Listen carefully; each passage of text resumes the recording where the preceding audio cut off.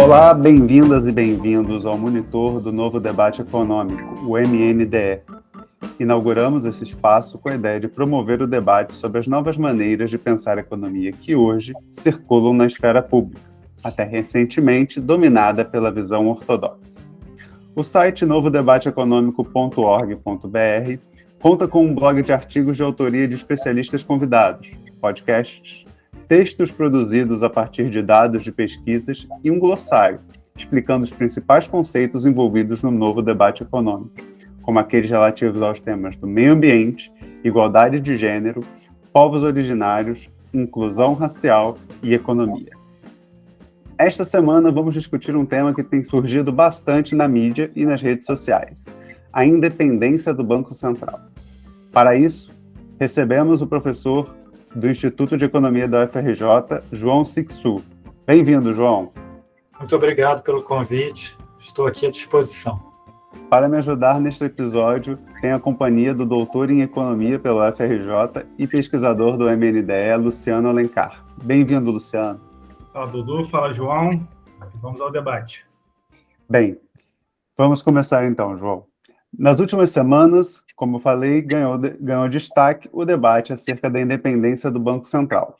Com, por um lado, o presidente Lula afirmando que esta instituição deveria estar integrada ao projeto econômico do governo, e, por outro lado, Roberto Campos Neto, presidente do Banco Central, defendendo a independência do banco e a sua maior eficiência sendo um banco independente.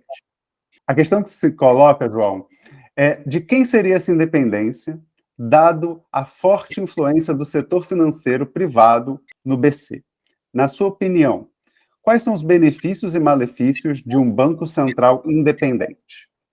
Olha, eu considero que agora esse jogo, essa interação entre sistema financeiro e Banco Central e governo está mais claro. Está mais claro do que antes, quando essa independência do Banco Central era chamada de autonomia.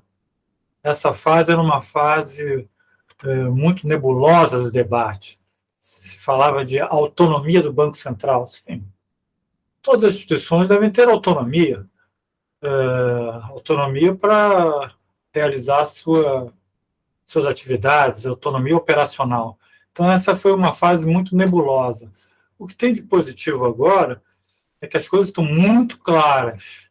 Assim, existe, de fato, independência, e essa independência é chamada de independência. O Banco Central ser independente é algo assim muito estranho, a conformação do Estado brasileiro. Como pode existir uma instituição do alto escalão que é independente? Tá? Isso é muito estranho. É como pensar o seguinte: imaginem o Ministério da Saúde, o Ministério da Saúde independente. Imagine a Petrobras independente. Ou seja, independente aqui que eu estou utilizando o termo atuando em sentido, vamos dizer assim, autônomo relativamente ao governo e ao Estado, na verdade. Então, essa que é uma questão que eu acho que deve ser pensada, que nós devemos pensar cada vez mais em harmonia, sincronia entre todas as instituições. E, obviamente, o Banco Central, que tem um poder enorme. O Banco Central controla nada mais, nada menos do que o dinheiro que circula na economia.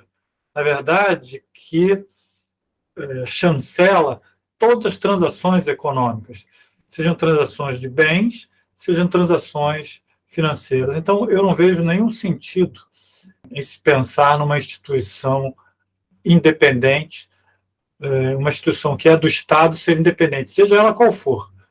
Como eu já dei exemplo, por exemplo, não podemos pensar num Ministério da Saúde independente, assim como não podemos pensar no Banco Central. E o Banco Central, na verdade, ele não deveria nem ter status de ministério, porque simplesmente o Banco Central é um órgão que trabalha dentro das ações do programa de um Ministério da Fazenda.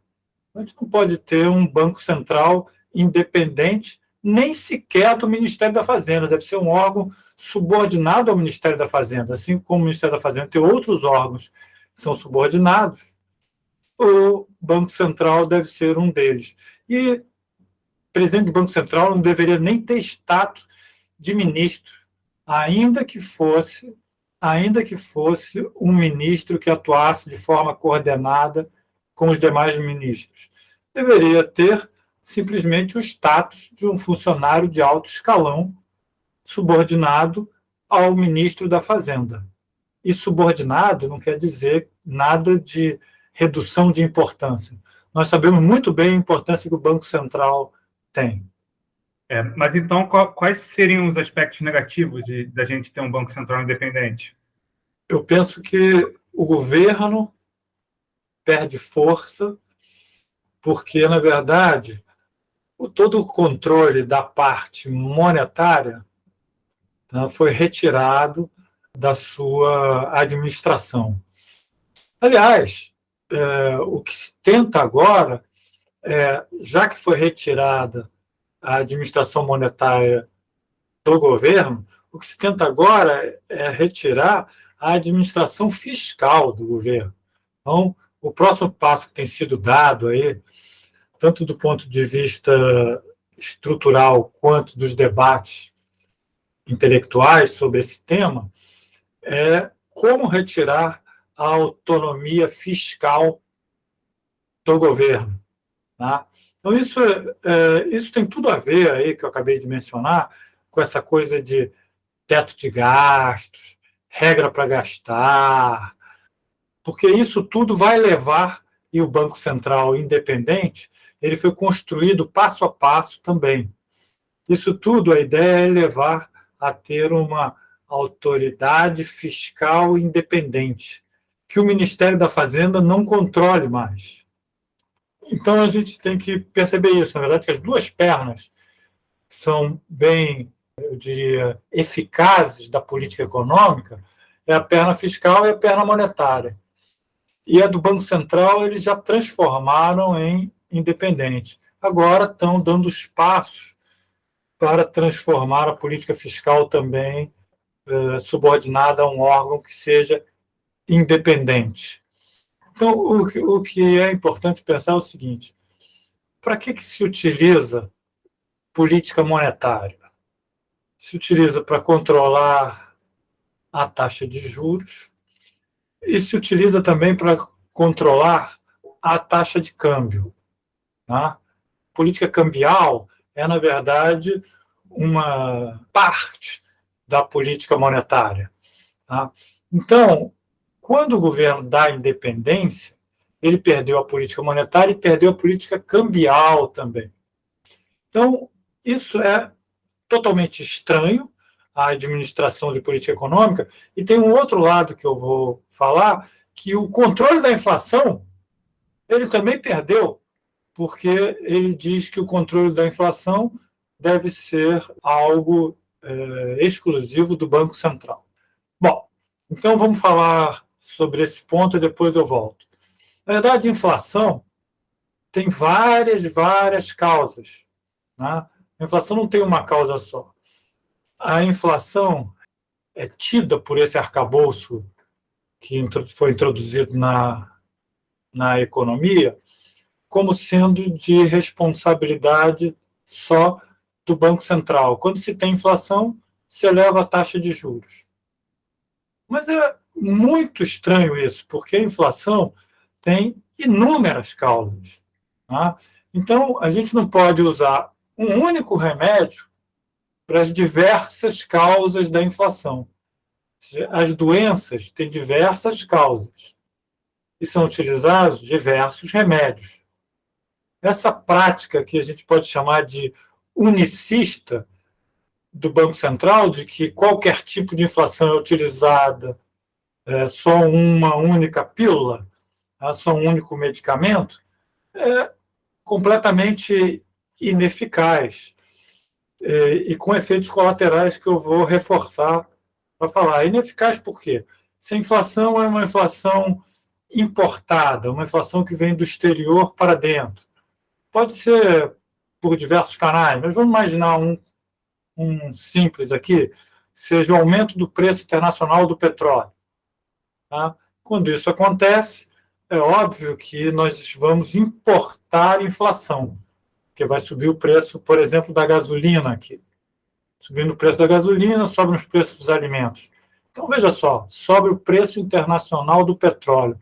Aí, por essa instituição conformada para o Banco Central Independente, o Banco Central eleva a taxa de juros para combater o aumento do preço do petróleo no mercado internacional. Isso não tem eficácia nenhuma, na verdade.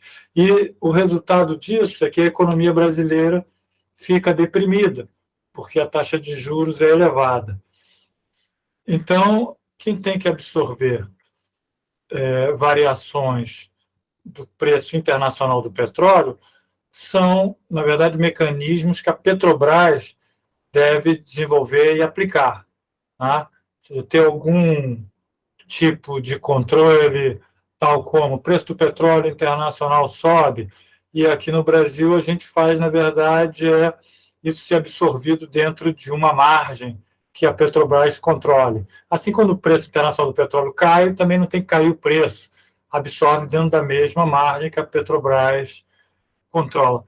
Então, a gente tem que ser mais inteligente no controle da inflação. Não tem que usar um remédio para todas as doenças. Né?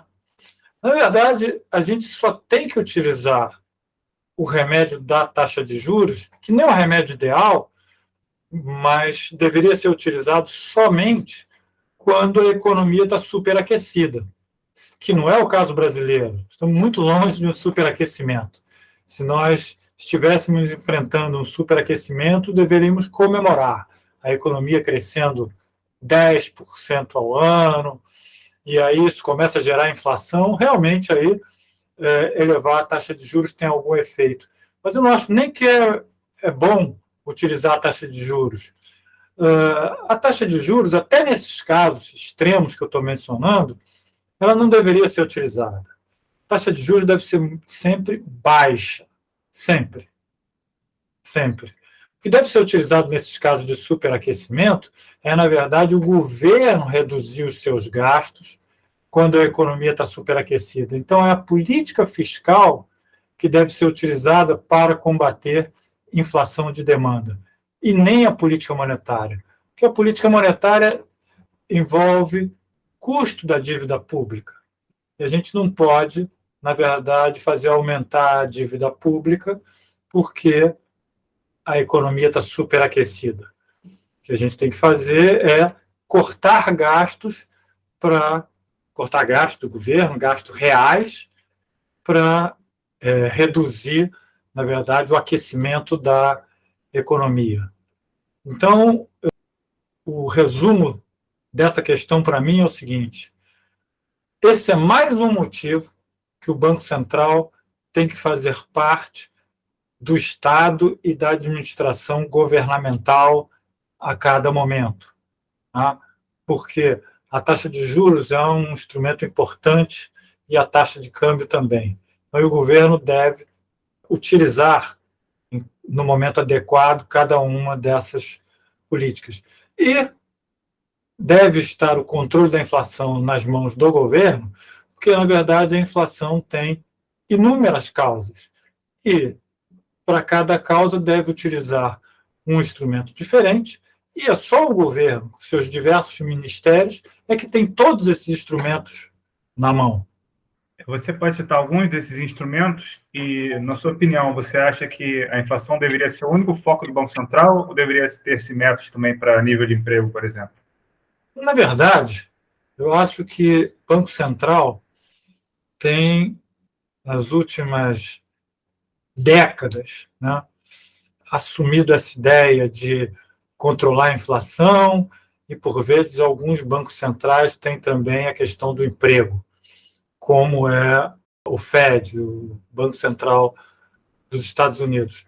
Lá, o Banco Central é chamado de independente, mas ele tem duas variáveis, né? Uma variável que é preço e outra variável que é emprego para controlar. Então, ele não pode elevar a taxa de juros para controlar a inflação, porque isso cai o emprego. Talvez não reduzir muito a taxa de juros, que eles utilizam muito menos para contrair a economia, mas mais para sinalizar para os agentes econômicos qual é o foco do Banco Central naquele momento.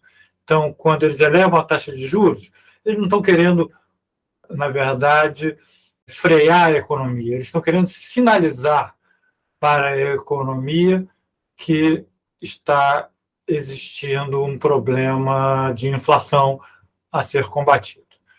Então, eu penso que essa ideia de administração monetária é a ideia que deve ser colocada assim como foco da administração do Banco Central. Na verdade, existem vários instrumentos. Por exemplo, se a questão é de alimentos, estão subindo de preço, por quê? Houve quebra de safra de feijão.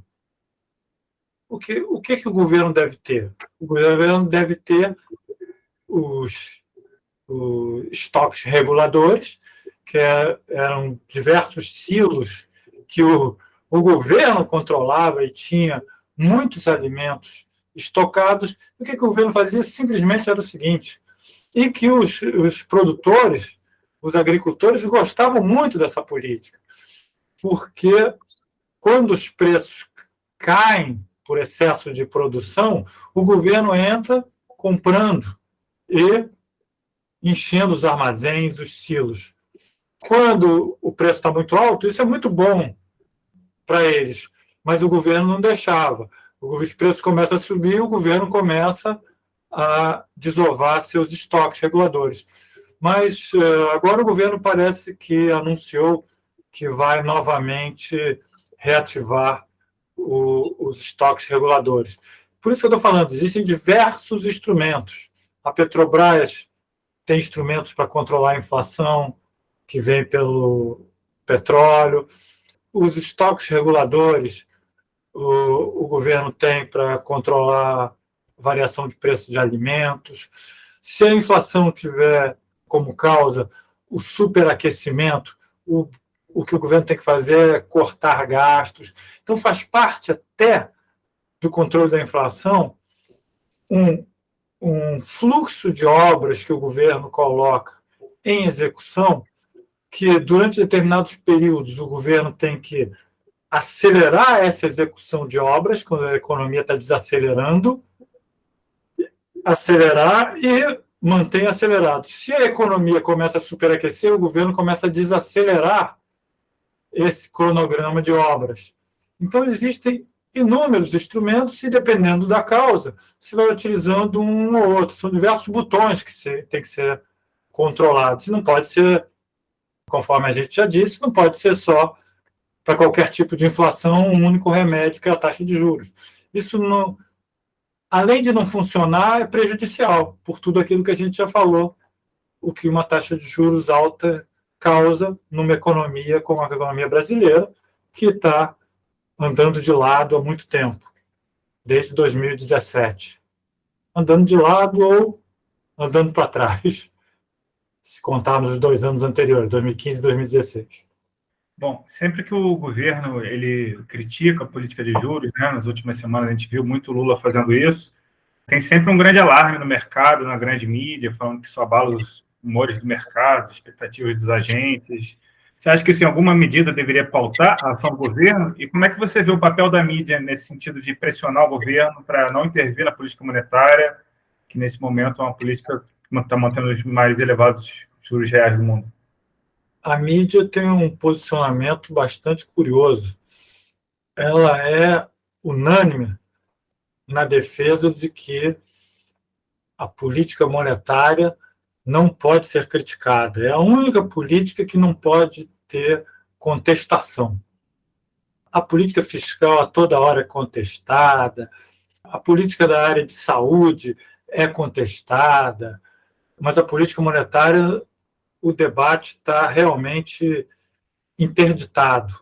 Todos os grandes veículos de imprensa, você vê assim no debate, 4 economistas, mas ali tem 4 economistas e uma única posição.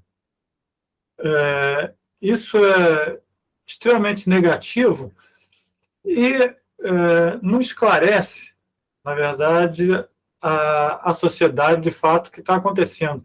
Você sabe que as pessoas nem sabem o que é Banco Central Independente, as pessoas nem sabem que o presidente atual do Banco Central foi nomeado pelo presidente anterior, que ele tem um mandato que o presidente Lula não pode demitir o presidente atual do Banco Central. Então, num contexto que a desinformação é muito alta, o que piora é que a mídia agrava muito essa situação, levando para o debate público somente aqueles que são alinhados com a posição de manter as taxas de juros elevadas. O Banco Central é independente e tem a palavra da verdade. Isso interdita demais, de fato, o debate que é necessário em todas as áreas. Em todas as áreas, não é só do Banco Central, não. A política de saúde tem que ser debatida, a política fiscal tem que ser debatida, todas as políticas, a política penitenciária, a política para isso, para aquilo, todas têm que ser debatidas, mas tem uma que o debate é completamente interditado, que é o debate sobre tudo relativo ao Banco Central. Tudo relativo ao Banco Central, você pode ligar a televisão e ver o debate ali. Tem 4 economistas debatendo. Todos ali da Faria Lima, todos falam a mesma coisa, todos são vizinhos de escritórios na Faria Lima. Né? Então, isso é muito ruim para o país. Isso, na verdade, propaga o desconhecimento geral, que já é enorme nessa área. Aí você vê algum motivo político para a mídia tomar esse tipo de posição? Porque, em geral, o que se defende é que a independência do Banco Central melhoraria a eficiência, seria uma gestão, em teoria, técnica, neutra, e vem todo aquele terrorismo com a inflação, remetendo aos anos 80, período de hiperinflação. Você vê algum motivo político para a mídia defender esse ponto de vista específico? Na verdade, é o seguinte, quem detém riqueza ao longo dos anos, quem acumulou riqueza ao longo dos anos, foi o sistema financeiro. O sistema financeiro se tornou hipertrofiado, se tornou grande demais para as necessidades das economias.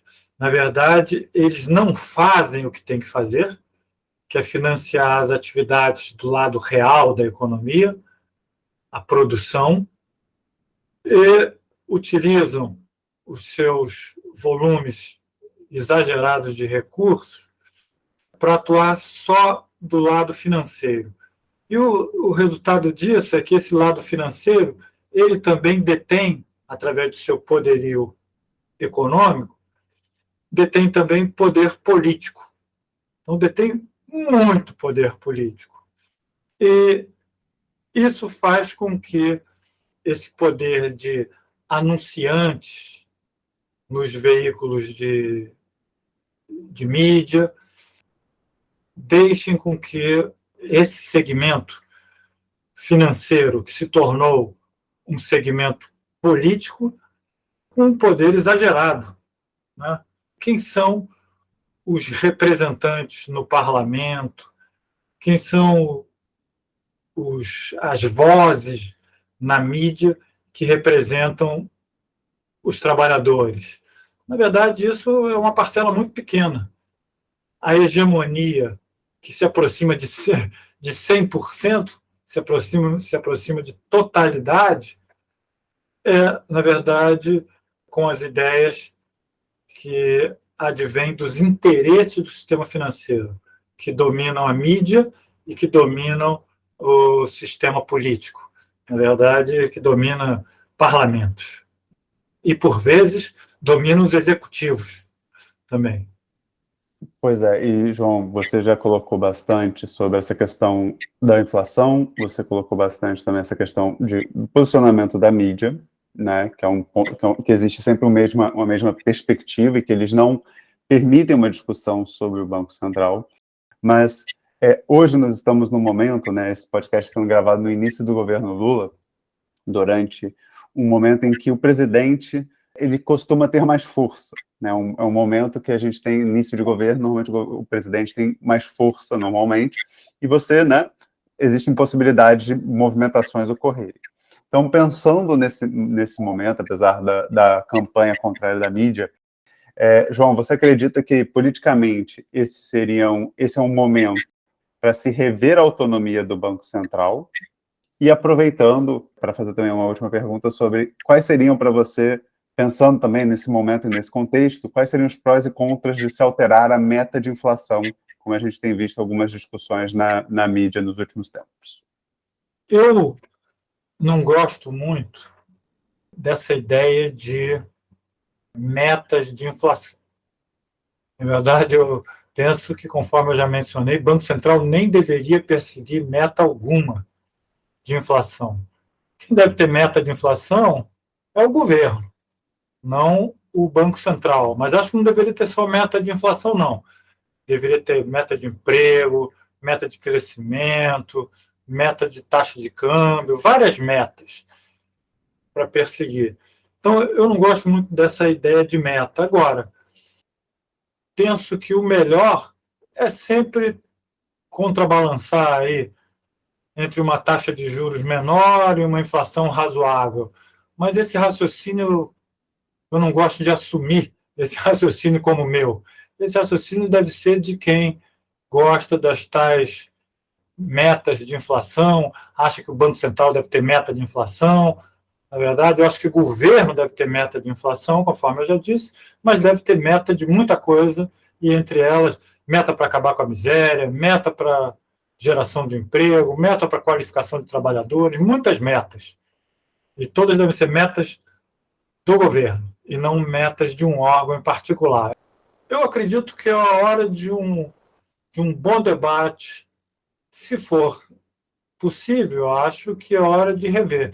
Mas acho muito difícil, acho que as forças favoráveis a um Banco Central independente são muito fortes. E eu acho que não sei se é possível reverter. O Lula tem colocado esse debate na mídia, e isso eu acho muito importante. O Lula sempre gostou do debate. Durante o governo Lula, eu fui diretor do IPEA e nós tínhamos muitos contatos diretos com a presidência da República. E a presidência da República nos estimulava muito a fazer o debate na mídia sobre diversas questões. E é uma pena que os colegas de governo não sabiam isso, não sabiam disso, e falavam para a gente, pô, não contraria não, não fala contra não, isso causa confusão. Mas a presidente da República ligava para a gente e pedia, vamos estimular o debate, faz isso, faz aquilo. E a gente debatia muito naquela época, por exemplo, a taxa de juros. E o José Alencar, que era o vice-presidente, estimulava muito esse debate, se alinhava com a gente. Mas isso era de pleno conhecimento do governo, era de pleno conhecimento do Lula, e o Lula queria ver esse debate, o que era muito interessante, porque o Meirelles fazia lá a sua defesa da taxa de juros alta, a gente entrava falando contra a taxa de juros, e os nossos colegas do governo tremiam, mas não sabiam, na verdade, que a gente era estimulado pelo governo a fazer esse debate, que não era nada contra o governo, mas as pessoas achavam que a gente estava trabalhando contra o governo. Assim, já passaram muitos anos, eu posso contar isso. As pessoas achavam que a gente estaria enfraquecendo o governo ao criticar. Por exemplo, um dos debates era que eu fazia parte, tinha outros debates também, mas o debate que eu fazia parte era o debate sobre a taxa de juros, então tinha gente que tremia quando a gente falava pela redução da taxa de juros, mas, na verdade, o Palácio do Planalto gostava e estimulava, falava, coloca o debate na rua, porque aí o presidente pode arbitrar. Vamos por aqui ou vamos por ali. Se só tiver um debate, se só tiver uma posição como é hoje em dia, como é que se coloca uma questão diferente dessa que tem sido debatido aí mais pela mídia hegemônica? Não tem que ter posições diferentes, impede igualdade no debate. Que aí você, para a sociedade, você faz uma arbitragem mais fácil. Né? Você escolheu uma das posições existentes e não escolher uma posição esdrúxula que nem existe. Porque é isso que eles querem nos colocar na posição de que o que vocês falam, ninguém fala. Juros mais baixos, Banco Central ser subordinado ao Ministério da Fazenda. Se ninguém fala, isso parece coisa de maluco. Mas se existem duas posições em debate, a sociedade e o governo podem arbitrar e escolher um dos lados. Mas é isso exatamente que eles não gostam que ocorra. Mas o governo Lula, eu diria que no seu segundo mandato, foi um exemplo de estímulo ao debate público. Eu vou dar um outro caso que não é nem direto com taxa de juros, que foi quando da crise de 2008. Na crise de 2008, não sei se vocês lembram, os economistas ortodoxos, ex-presidentes de Banco Central, ministros da Fazenda, dos governos Fernando Henrique, soltaram um documento falando, olha, é hora de apertar o cinto, é hora de contrair gastos, é hora de fazer uma política monetária mais restritiva para enfrentar a tempestade e aí lá na frente nós podemos pensar em crescer novamente.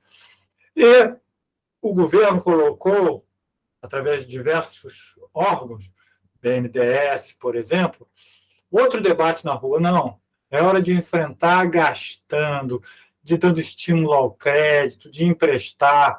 Não sei se vocês lembram, o presidente Lula fez um pronunciamento no início daquela crise, dizendo o seguinte, é hora de gastar.